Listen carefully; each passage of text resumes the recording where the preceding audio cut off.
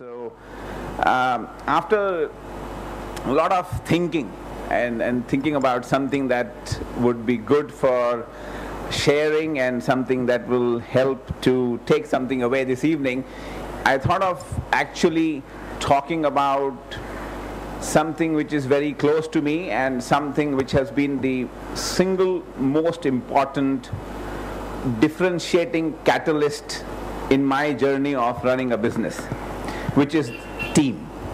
It's the team in it which has played a very, very important role. So I'm going to take this evening's time to talk about the importance of a team for entrepreneurs, young people who are trying to plan and set up something new, a startup business. All of you are very young here in this room, and I presume all Ria's friends are in the stage of setting up new businesses, or you are trying to act in an established business and wanting to be a leader.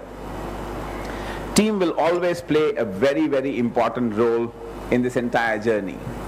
I would sort of start with this very simple word. So if you want to really build a team and want to lead a team, you need to start with a dream. It's extremely important. When I say dream, you need to have in you either to have a dream that you want to build, develop, create, and have a team that will live beyond you. When I say live beyond you, it means that they will continue to run the enterprise that you set up.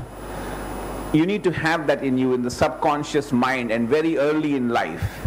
If you want to build a team, you need to be able to visualize yourself leading a team of 10, 20, 50, 500 or 10,000 people. You got to have that in your mind. If you don't have it, you will struggle. It's very, very important. So dream is very important, and as it says, the extension of team, we say, together everyone achieves more. It is the drive that connecting people, putting them together, getting them to have a belief in the common goal, common vision. If you are an entrepreneur, if you are a startup, or you're working for a company and you're a team leader, or you're running a department, it applies everywhere. Or you are doing a not-for-profit activity. It is something that will be the single most important factor for you to succeed. Now comes a very different challenge, and that is the founding team. That is what is our idea for today evening's discussion. Team is very large. Now we come a little bit narrow down to a founding team. If you are setting something new, how do you go about creating a founding team? Because it is the founding team that actually either makes or breaks the entrepreneur or the initiative.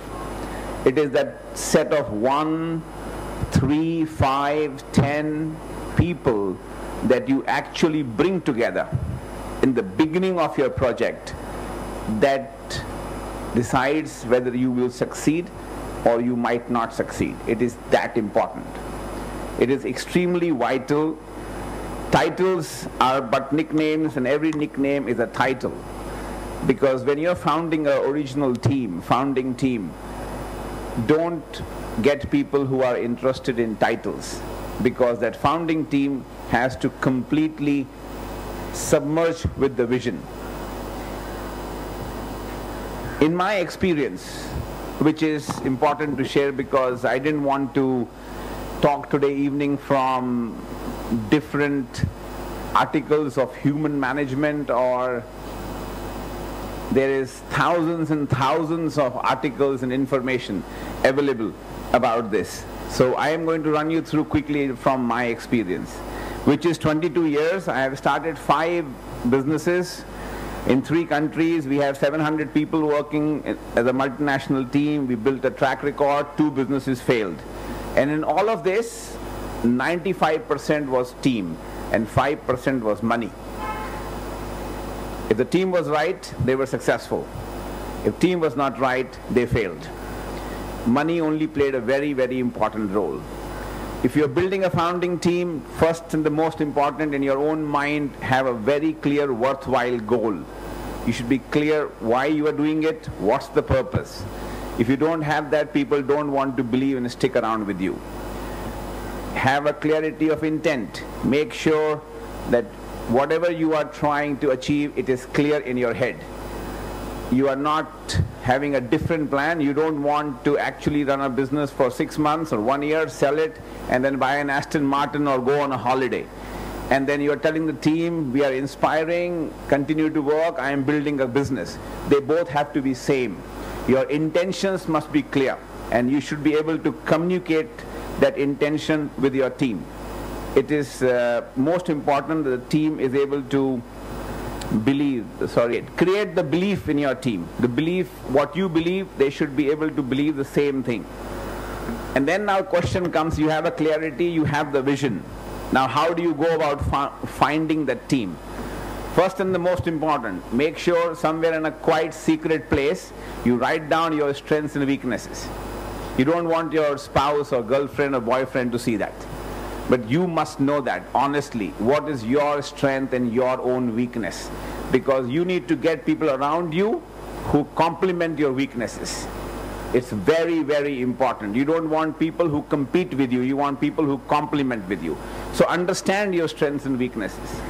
The tricky part is here. How do you find the right person? Now you understood the kind of person you're looking for. How do you find them? Very tricky, not easy. It's even more critical than finding a life partner. Believe me. Because people like us who are passionate about running and building businesses, the business becomes life. And you spend more time in your business with these people than you would with your spouse. It's very, very important that these people are the ones that connect with you mentally, completely. How do you find them? Headhunters, classified ads, friends, relatives. It's not easy. I don't have a simple answer. But one thing which is very important is you need to find people who are hungry for fame and wealth. That's the most important thing. Fame, because you have to put them in front. When success happens, they must get appreciation. Wealth, because they need to make sure that they are hungry to achieve the purpose. But most important, they should be driven by passion, not money. They must have the passion to succeed, passion to win, passion to sustain. Money is a byproduct. It's very important to have such people in your founding team. My 5 golden rules: always hire people smarter than you. Ensure the sum total of the team is greater than the sum total of individuals. It's the synergy of those people which is greater than them individually. Treat your organization as amanat. We say trust. Don't consider your organization or your business as your personal pocket, because then people don't like to stay there. And remove the glass ceiling. They should feel they can rise up to the top. They don't need to have the same surname as the owner to be the CEO. You need to remove the glass ceiling. They should feel they can progress in the organization. Foster meritocracy. They are in the job because they deserve it, not because they are related to somebody who happens to be the owner. Hire for attitude and train skill. You can always give the skill to a person, but they must have the right attitude. If the attitude is right, skill is possible. These are very simple 4 or 5 golden rules. I would suggest anyone who is wanting to build a business, sustain a business, must follow. How do you sustain everything once you've achieved success? Ensure you build a culture. Culture is everything. There's a very smart saying that says culture can have a strategy for breakfast.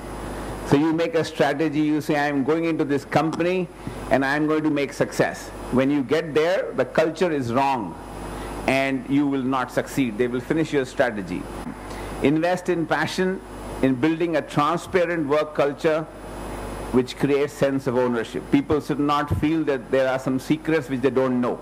There is transparency in what they're doing. Always ensure there is development and succession planning. People are having to grow.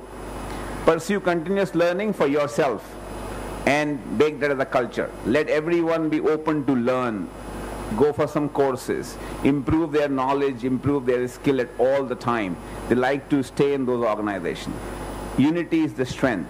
When there is teamwork and collaboration, wonderful things can be achieved. Thank you very much.